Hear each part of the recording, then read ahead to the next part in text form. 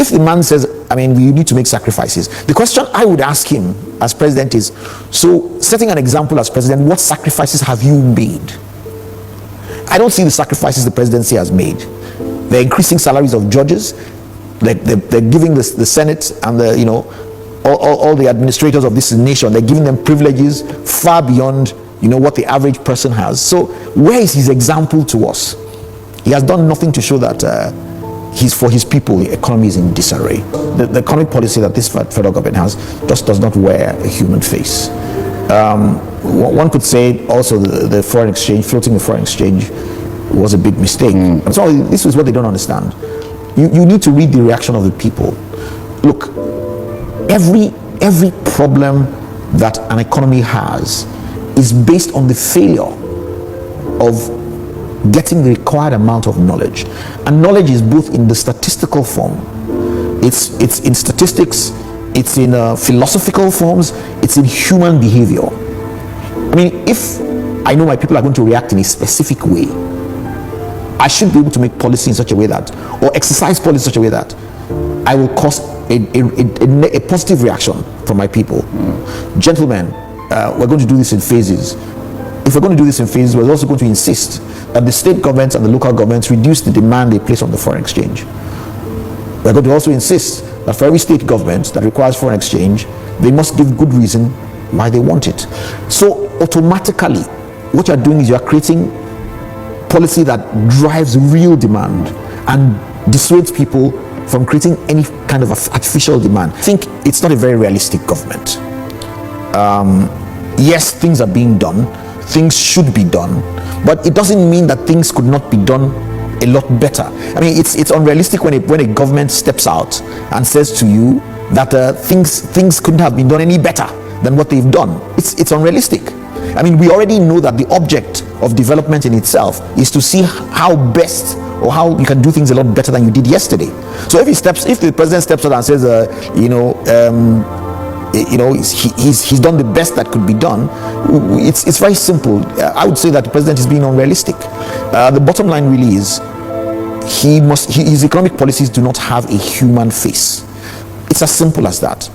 You know, it's putting a lot of pressure on his people, and he just fails to acknowledge it. I mean, if the man says, I mean, you need to make sacrifices, the question I would ask him as president is, so setting an example as president, what sacrifices have you made? I don't see the sacrifices the presidency has made. They're increasing salaries of judges. They're giving the Senate and the, you know, all the administrators of this nation, they're giving them privileges far beyond, you know, what the average person has. So where is his example to us? He has done nothing to show that he's for his people. Nice one. If I see a video like this, somebody is, yes. If you ask somebody to, please wait, let's do this, or this is what we are doing, or okay, you are not showing example.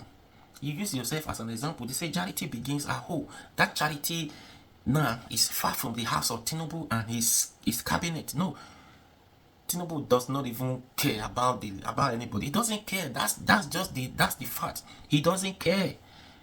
He doesn't. Somebody is just saying, be patient with us, this, that, but you are not saying that father, somebody who cares about the life, who feel the impact, the pains they put people into. You don't see it.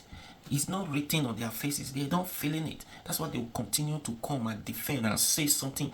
The art of point. Most all of them, the ministers or the Tinubu friends. When you start rating yourself, start giving yourself credit, kudos that you are done well. Meanwhile, these things, a lot of things that could have done better.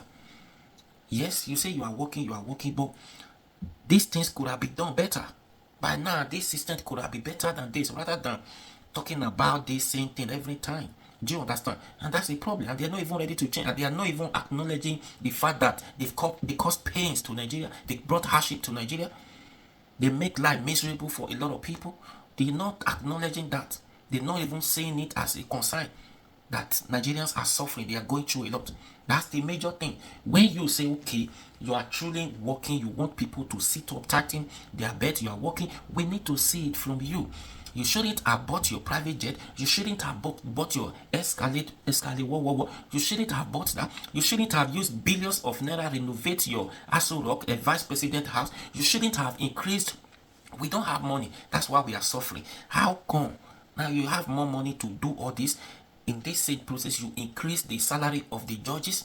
Wike is building houses for the judges, and you said the country does not have money, we should tighten up our bed. No, Nigerian will not take it. It's just that we don't have choice. It's not as if you are working. It's not as if we appreciate what you are doing. That's why they keep quiet. No, because I could say they don't have choice. But we don't have choice but to stay, but we also have mouth to talk, to explain, to expose, or to criticize what you are doing. That's it. So if everybody is seeing what is going on, even international, all the international, all the foreign media houses, they are reporting the same thing. So it's everywhere. It's not hidden again. It's everywhere. It's too bad. That's just the thing. If you said, okay, you are truly working, tighten up your bed, be patient for me while I am working, while we are doing this reform, we give you the template, the roadmap. This is what we are doing. This is how we plan on getting to our destination, carrying everybody to the destination. When we get there, this is what we are going to get. This is what we are going. But as we speak now, nothing like that. All I could tell you now, all indications are still pointing red. There's no green light. It's not green. There's no. I don't see any green light yet to say because of this country is going to get better in the next 2 years, 2027. That this area, this sector, this particular sector is going to get better before 2027. Nothing. I don't think there's anything like that we could 100% rely on to say, okay, because they are doing this. Are you expecting dollars to come down back to where it was? No. Are you expecting the price of petrol to come down? No. Pound sterling to come down? No. If those things refuse to come down to where they was, so we're going nowhere. Do I say there's no increase? Yes, every time to time there should be increase in whatever goods and services. There should be increase, but it shouldn't be like this. It's too obvious. The way where they were before and where you took us to, just within the space of less than 2 years in office. You use the 2 years to damage the country, and you cannot use another 2 years to repair the country. That is a major problem. So yes, every country are facing increased challenge. There's increase every time to time, but the salaries of the workers are not increasing. Nothing is increasing. You say you increase the minimum with 70k. 70k cannot do nothing. Said all of this, not doing anything.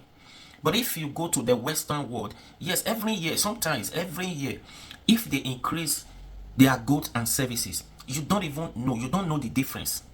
You don't know the difference. Something you buy, let me use naira.